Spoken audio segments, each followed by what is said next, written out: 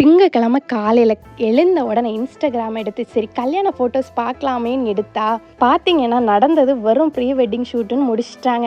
சரி நமக்கு எதுக்கு பெரிய இடத்து சமாச்சாரம்னு சொல்லிட்டு எல்லாத்தையும் ஒதுக்கி வச்சுட்டு என் பாட்டுக்கு நான் ஆஃபீஸ் கிளம்பிட்டேன். ஆஃபீஸ் போயிட்டு வரும்போது கையோட 1/2 லிட்டர் பால் பாக்கெட் கிடச்சிது, வாங்கிட்டு வந்திருந்தேன்.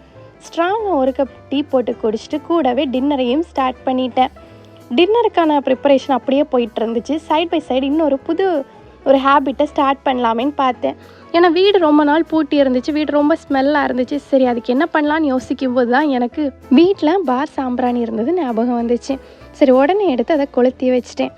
இதை பார்க்கும்போது எனக்கு என்ன ஞாபகம் வந்துன்னு பார்த்தீங்கன்னா, முன்னாடி குவார்ட்டர்ஸில் இருக்கும்போது என்னோடய ஃப்ரெண்ட்ஸ் எல்லாருமே சேர்ந்து அவங்கவுங்க தெய்வங்களுக்கு விளக்கு சாம்பிராணியெல்லாம் கொளுத்தி வைப்பாங்க. அதெல்லாம் பார்த்துட்டு இருந்திருக்கேன்.